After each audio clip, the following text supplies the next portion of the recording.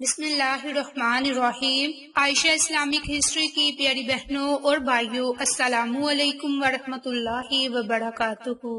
نثار تیری چہل پہل پر ہزار عیدیں ربیع الاول، سوائے ابلیس کے جہاں میں سبھی تو خوشیاں منا رہے ہیں۔ سب سے پہلے آپ کو ربیع الاول کا یہ دن مبارک ہو۔ آج 12 ربیع الاول کا مبارک دن ہے۔ ربیع الاول کا مہینہ دیگر تمام مہینوں پر شرافت رکھتا ہے۔ کچھ ایسے واقعات بھی رونما ہوتے ہیں کہ جن کی بہت زیادہ اہمیت ہے، اور بعض لمحات اور خاص ایام خاص قسم کے تقدس کے مالک ہوتے ہیں۔ اولیاء کرام نے حضرت محمد مصطفیٰ صلی اللہ علیہ وآلہ وسلم کی ولادت باسعادت کو ماہ ربیع الاول کا ایک اہم ترین واقعہ قرار دیتے ہیں، اور اسی مبارک واقعہ کی وجہ سے اس مبارک مہینے کو بہار کا نام دیتے ہیں۔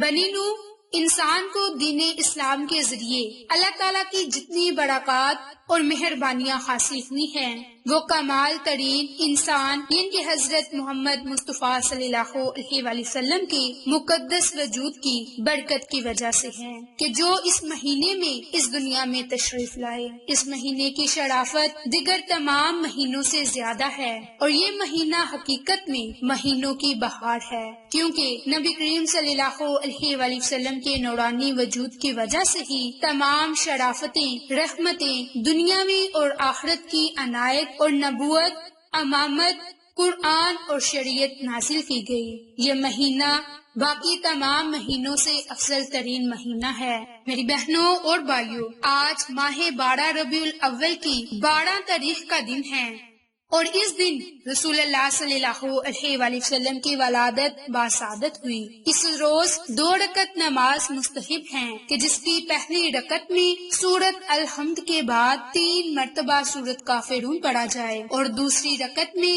سورت الحمد کے بعد 3 مرتبہ سورت توحید یعنی کہ سورت اخلاص پڑھی جائے۔ اس ترتیب سے 12 ربیع الاول کے دن یہ 2 رکعت نماز نوافل لازم پڑھے جائیں۔ یہی وہ دن ہے کہ جس میں باوقت ہجرت حضرت محمد مصطفیٰ صلی اللہ علیہ وآلہ وسلم مدینہ میں آئے اور مارون کی حکومت اور سلطنت کا خاتمہ ہوا۔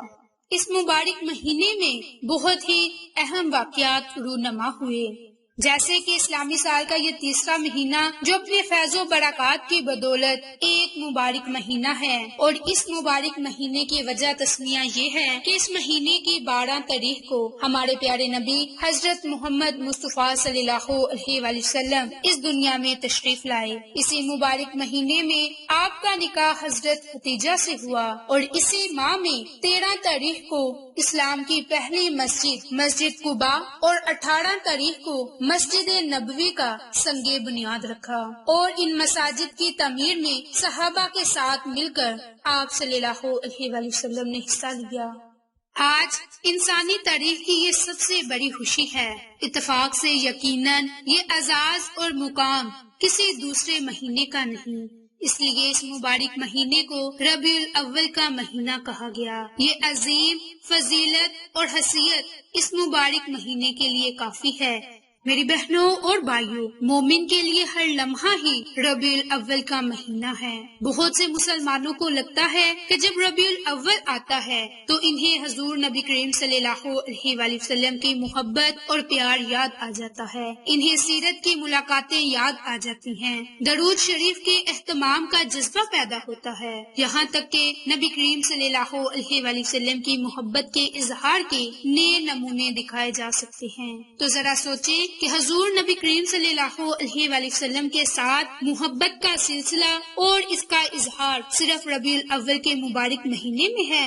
نہیں، بلکہ مومن کے لیے تو ہر لمحہ ہی ربیع الاول کا مبارک مہینہ ہے، کیونکہ حضور نبی پاک صلی اللہ علیہ وآلہ وسلم سے محبت پورے سال کی بات ہے، بلکہ زندگی بھر کی۔ یہ کسی مہینے کے لیے محسوس نہیں، اور نہ ہی یہ چند چیزوں کے لیے محسوس ہے۔ لیکن مومن کے لیے زندگی کا ہر لمحہ ربیع الاول ہے کہ وہ اپنے ہر پہلو میں حضور نبی کریم صلی اللہ علیہ وآلہ وسلم کی تعلیمات کو ذہن میں رکھتا ہے۔